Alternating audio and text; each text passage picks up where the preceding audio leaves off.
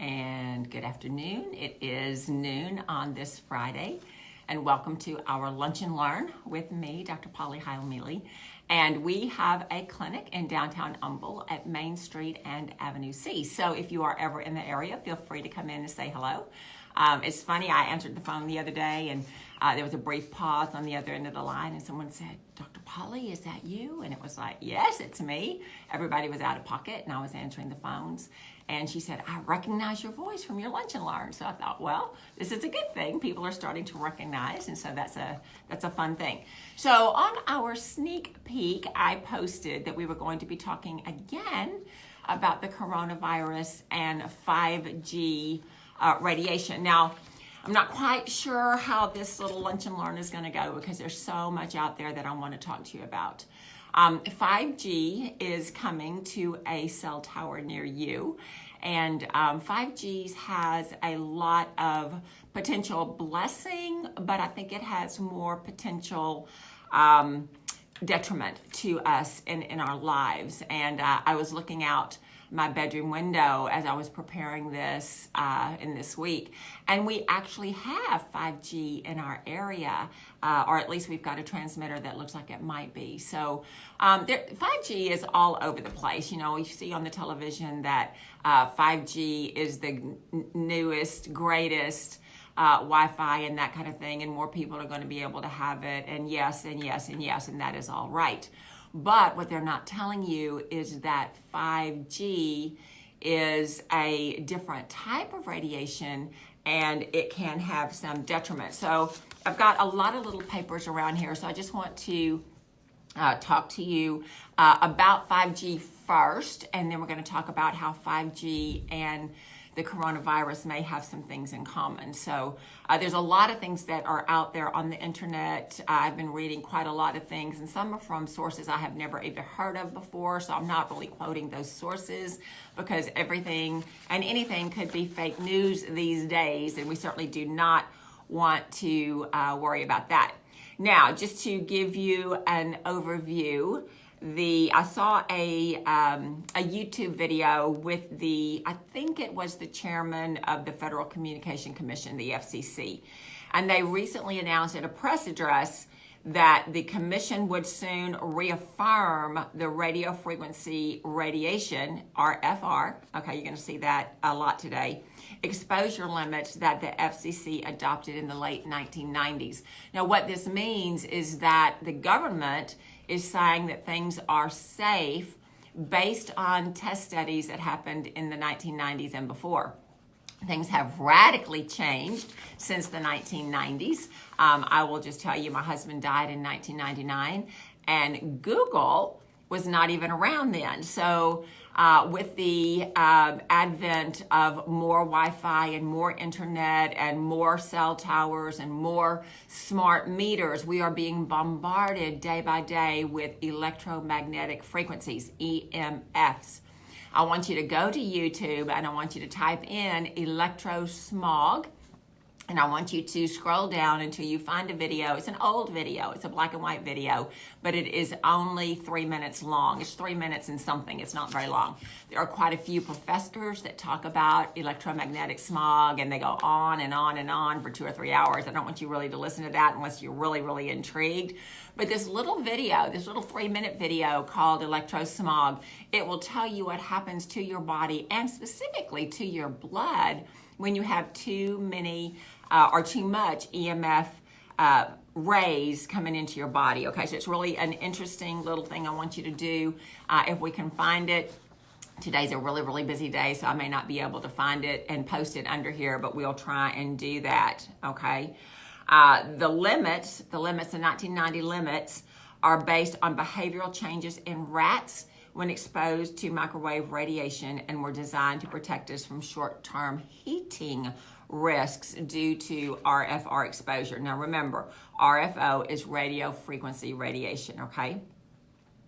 So there are more than 500 studies that have found harmful biologic or health effects from exposure to RFR at intensities too low to cause significant heating. So remember, the FDA guidelines have to do with heating because that's what microwaves do, right? You put your food in there and the rays attack the water molecules, it speeds them up, the water molecules heat up the food.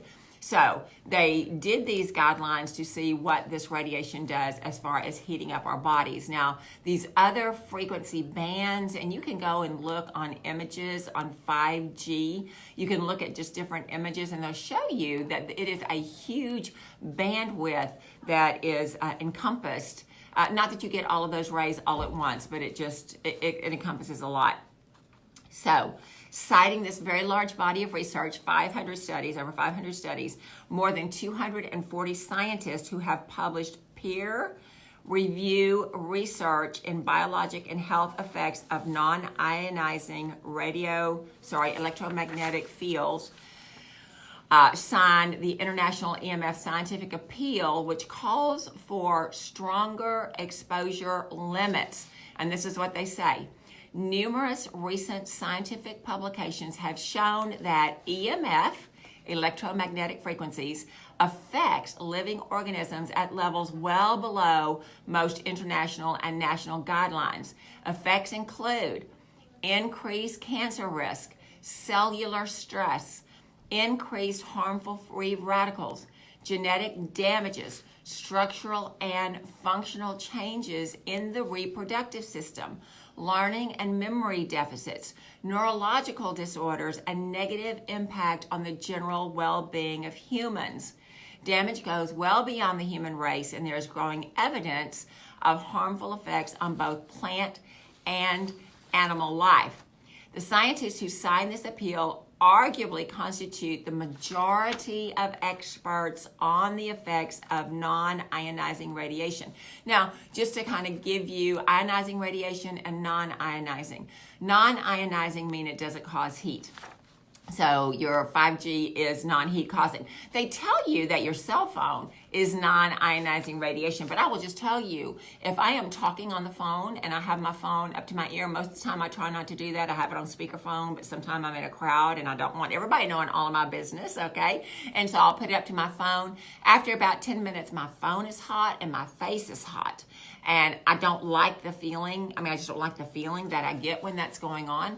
And so even though they call it non-ionizing radiation, there's definitely some heat going on somewhere, okay? It says new exposure limits are needed, which account for these differential effects. Moreover, these limits should be based on a biological effect, not a change in a laboratory rat's behavior. And I can just say yes, amen to that. The World Health Organization International Agency for Research on Cancer, and their initials are IARC, if you're looking at that, classified radio frequency radiation as possibly carcinogenic to humans in 2011. Last year, a $30 million study conducted by the U.S. National Toxicology Program found, and I quote, clear evidence that 2 years of exposure to cell phone radiation increased the cancer in male rats and damaged the DNA rats and mice of both sexes. Okay? I'm going to say this word, I might not get it right. Ramazzini Institute in Italy, I don't speak Italian just in case you can figure that out, replicated the key findings on the NTP using a different carrier frequency and a much weaker exposure to cell phone radiation over the life of the rats.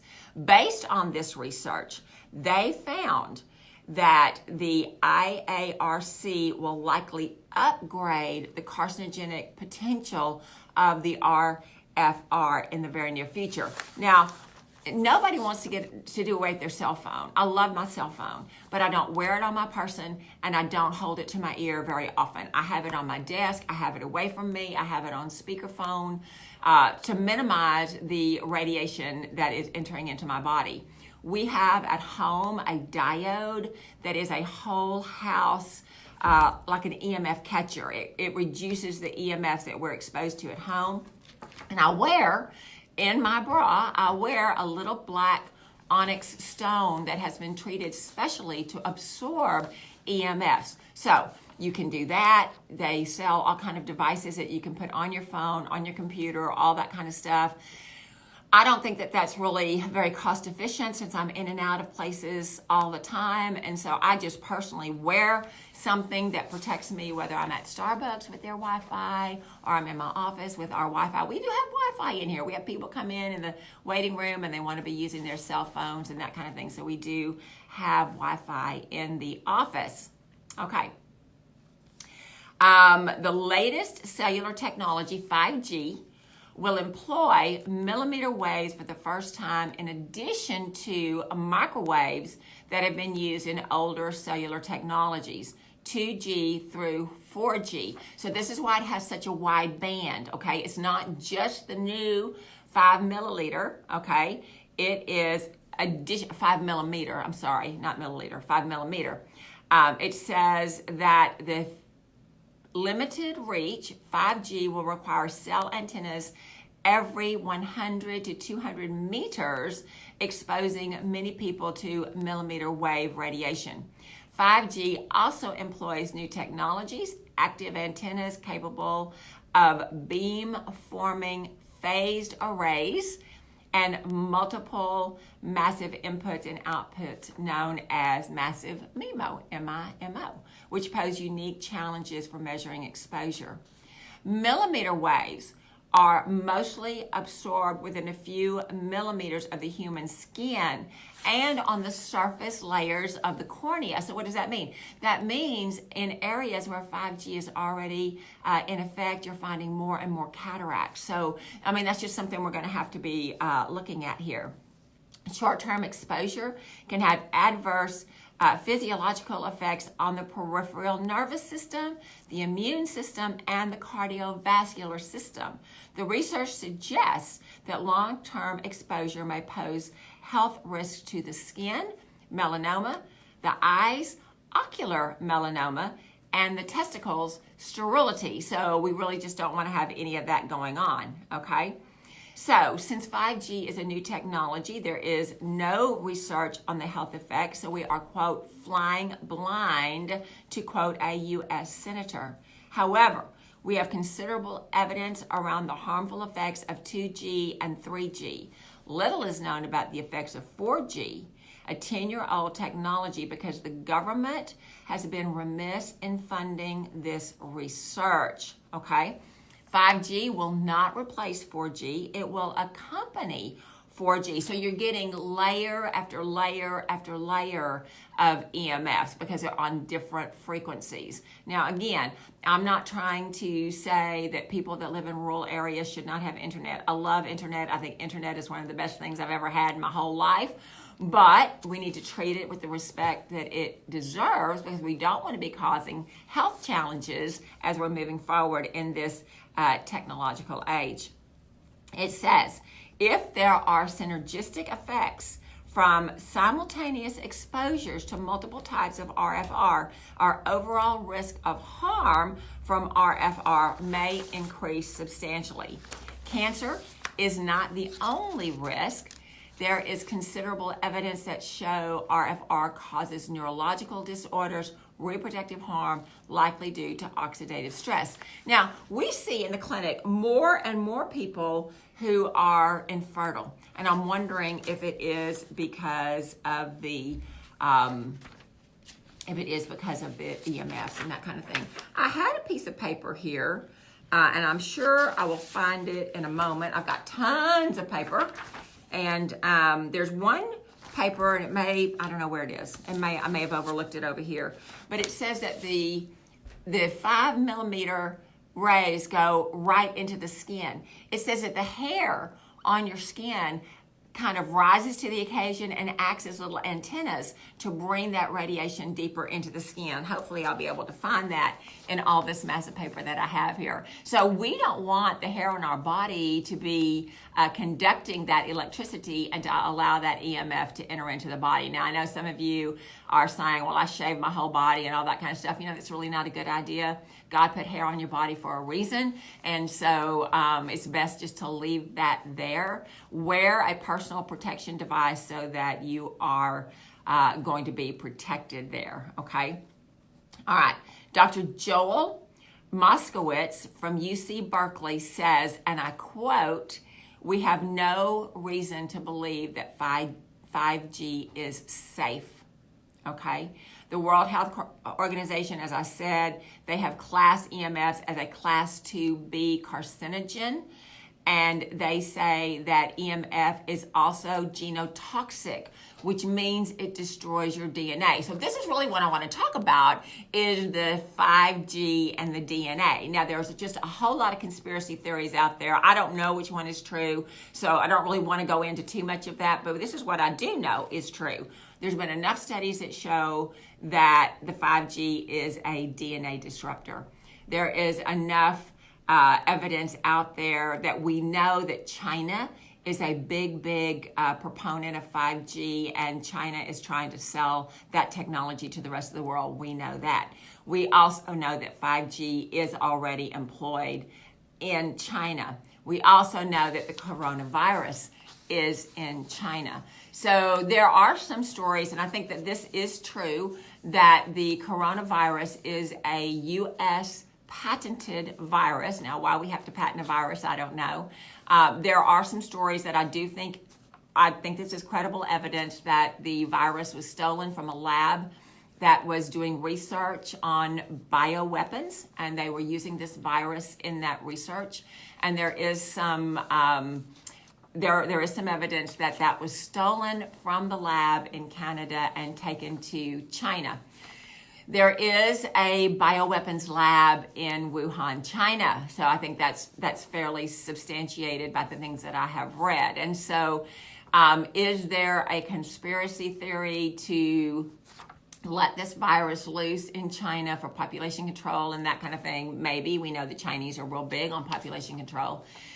But could it be, and I don't know this, but could it be that the 5G radiation has started to break down DNA so that the body has less resilience to viruses that are in the atmosphere? Now, we believe, and I think that there's some credibility to this, that the virus that they were looking at in Canada had been quote unquote advanced, meaning they were seeing what kind of things could happen to this virus.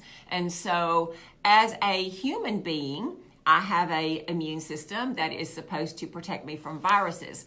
In and of itself, the coronavirus is not any different or not even as deadly as the flu. I mean, many medical professionals in the last 2 weeks have come out here in the United States on all different radio and TV channels and have said the flu is much more virulent than this coronavirus. So why is the coronavirus so deadly in China?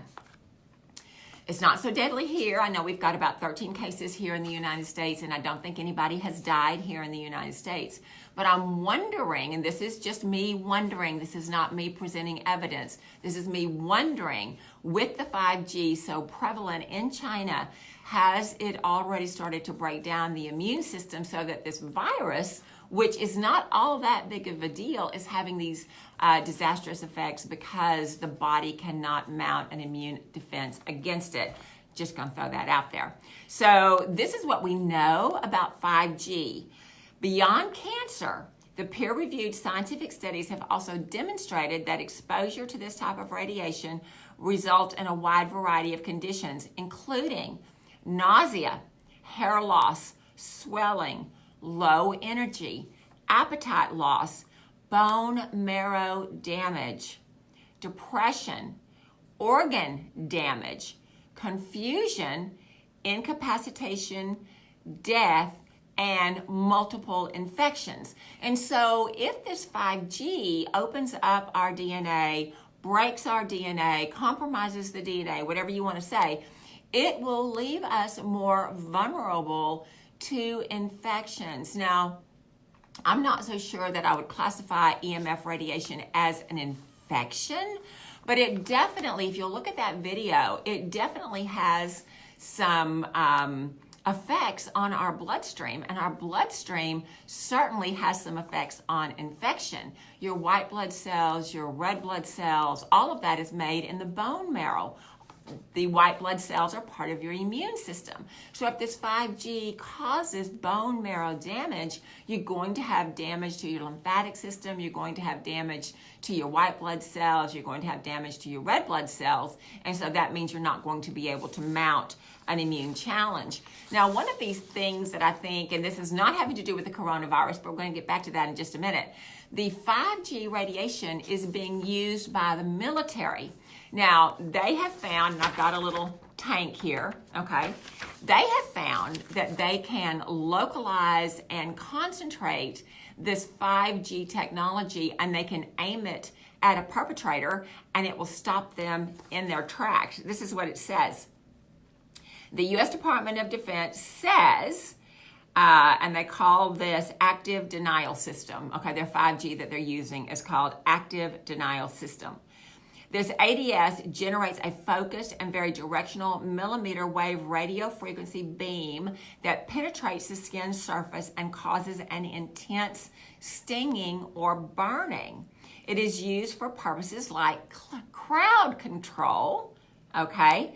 Because within seconds, an individual feels an intense heating sensation that stops when the transmitter is shut off or the individual moves out of the beam. Okay, so this is another thing. Are they developing, and I love our government, so I'm not going there, but what I'm saying is the government wanting this 5G because they can concentrate it and target it and use it for crowd control in our ever increasing dissonant communities? Just throwing that out there, okay? That's something I just want to think about that. Okay, so the 5G, what else it does, and this is by Dr. Martin Paul, 8 physiopathological effects caused by non-thermal levels. So it doesn't cause heating, non-thermal levels of EMF radiation. It attacks our nervous system, including our brains, leading to widespread neurological, neuropsychotic effects, possibly many other effects. The nervous system attack is of great concern.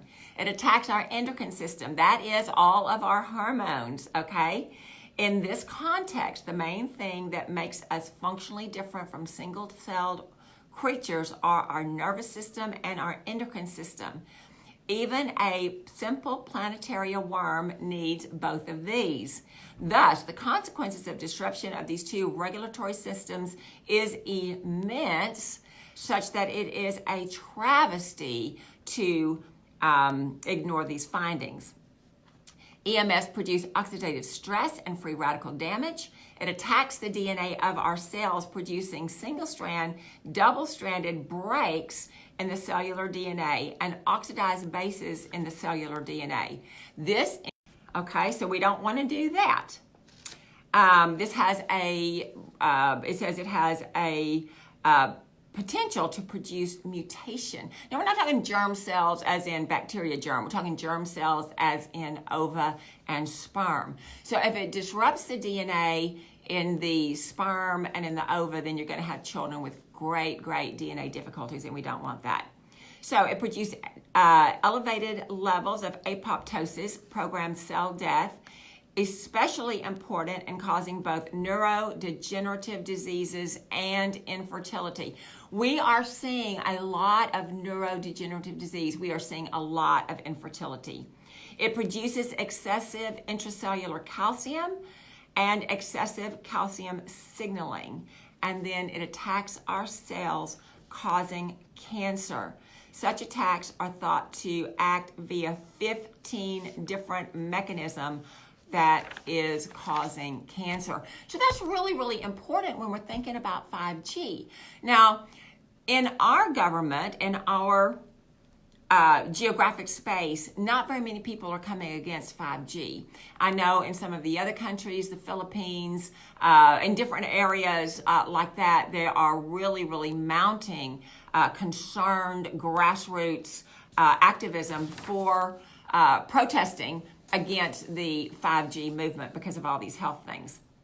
So I'm going to tell you, back to the coronavirus, what Dr. David Brownstein wants you to do. Now, David Brownstein is a medical doctor, but he has a holistic approach to his to the way he treats his patients. Now, he says that the coronavirus is nothing new. It has been with us a long time. Coronavirus can affect both animals and humans, and it is important to keep in mind that most coronaviral infections are mild. Within the last 2 decades, there were 2 serious coronavirus infections: severe acute respiratory syndrome, SARS, and Middle East respiratory system coronavirus, MERS, which had elevated death rates. Now, you will know, maybe you don't know, that the SARS virus, it was about 2003, 2004, it originated in Wuhan, China as well. So that leads me to believe that this biolab there may be a little bit responsible, because we know that bioweapons use viruses, and I don't know that we're getting all the information that we need to be getting from the Chinese government. I mean, I certainly am not getting it, and I don't know with the culture that we have right now that we can trust too many people to be telling us the truth. So this is what Dr. Brownstein says if you are worried about coronavirus. Now, I'm just going to tell you, I am not worried. I am not worried even in the least little bit. And why is that? Because I'm a healthy girl. All right. I keep my immune system working. I don't enter into negative health practices like drinking, smoking, multiple sex partners, all that kind of stuff. All of that brings down your immune system. Stress brings down your immune system. So this is what he says. First, and it is most important to maintain optimal levels of nutrients, particularly vitamins A, C, and D. Most people have suboptimal vitamin A and C levels. Both of these nutrients have antiviral abilities and are able to support the immune system when it is under viral attack. If you are not ill, okay, so this is for us to prevent, I would suggest you take 3 to 5 milligrams daily of vitamin C. At the first sign of illness, I would suggest taking 1,000 milligrams per hour until diarrhea develops. Now, diarrhea is going to develop because too much vitamin C will do that. So he wants you to back off at that point. For vitamin A, I suggest using 5,000 units per day if you are not sick, and 100,000 units a day for 4 days at the first sign of an illness. Now, most people are not going to take that much vitamin A because they think that vitamin A is a fat vitamin, which it is, and it is going to build up in your tissues, which it is. You want to get a good, clean vitamin A, but this is Dr. Brownstein, and this is what he is suggesting for a very short term if you think you are becoming ill. He says pregnant women cannot take these nutrients at these doses, okay? And he says also vitamin D is very important for fighting infections. I suggest at the onset of an illness, 50,000 IUs of vitamin D3 per day for 4 days, okay? Also, and you may not know this, he says that iodine is essential to not only fighting off an infection, but it is also necessary for proper immune system functioning. There is no bacteria, no virus, no parasite, or fungus that has a known resistance to iodine. He says, as I have written in my book, Iodine, Why You Need It, Why You Can't Live Without It, and ta-da! I have had this book. I've had this book for a long time. I love this book. If you have iodine issues, you think you are allergic to iodine, you need to read that book because every cell in your endocrine system needs iodine to function properly. Just going to throw that out there. That's not the Dr. Polly report. That is from a medical doctor who has a great success in treating thyroid disorder. So we kind of work smart. We look at people that know more than we do, and we follow their lead, and we have great success in that. Okay. He said to prevent becoming ill, okay, and to avoid having a poorly responding immune system, it is vitally important to eat a healthy diet free of all sources of refined sugar.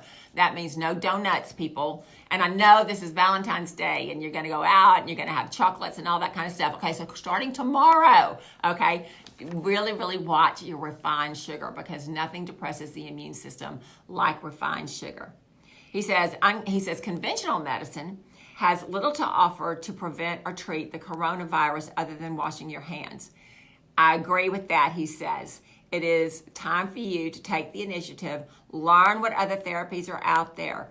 Your conventional doctor simply has no effective tools in the toolbox for this. Now that is Dr. David Brownstein, who is a medical doctor. He says, a question, as for getting the flu shot, he says, forget about it. It won't help the corona infections, and there was a study which found an increased risk in non-influenza infections, including coronavirus, in those that received the trivalent flu vaccine. Now, this is the first time I've ever heard a medical doctor say, don't get your flu shot. But you heard it here. Not all the medical professionals agree that the flu shot is really relevant here. So my last recommendation is to work with a holistic doctor who can give you nutrient information when you become ill. Vitamin C, hydrogen peroxide, ozone IVs can help anyone suffering from an infection. Okay, so we don't do those kind of things because I'm not a medical doctor. We do have liposomal vitamin C, which is as effective as IV vitamin C. So if you need that, we've got that. I know that you can do hydrogen peroxide. You can do an oral application of that, but be careful and start small. If you need more help about that, let me know. You can also do ionic foot detoxing with hydrogen peroxide, which really helps your immune system. We have great vendors for vitamin C and vitamin A and vitamin D3 with K2 in there. So if you are worried about getting sick, then you don't have any reason to worry because we've got answers for you. And speaking of answers, you need to know that I will not be here next week because I am going to be at the IPA International Conference, and it'll be there on Friday. I may be able to take a moment and post something, but I doubt it because it's an international conference. I won't even be here in the United States. So I won't be here next week. But my dad is really worried about me going on this conference because of all the coronavirus out there. And one of my colleagues said to tell him I was too healthy and too mean to get the virus. And I probably can agree that is true. But I'm not even worried one little bit. And why is that? Well, because I am going to start, I already have started because I take a lot of stuff anyway, but I'm going to start really on a strict regimen next week of antiviral herbs and supplements so that my body is on alert for anybody that may be sick that I come into contact with. And I will keep that up all the way through my trip, and then I will do it for at least another week after I get back from my trip. So if any lingering little whatever that I picked up and brought home, my immune system is going to be well equipped to take care of it. And I want yours to be that way too. So don't be afraid of the coronavirus. I think you need to be really kind of cautious with this 5G. I think you need to protect yourself. I think you need to protect your children. There's all kinds of information out there that show that children are really damaged with their iPads and their devices and that kind of thing. So I want you to really look at that. But protect yourself, okay? Use the technology in appropriate ways and protect yourself while you're doing it. So I will not see you next week, but I will see you the week after. Take care. Love you much. Have a great weekend. Bye-bye.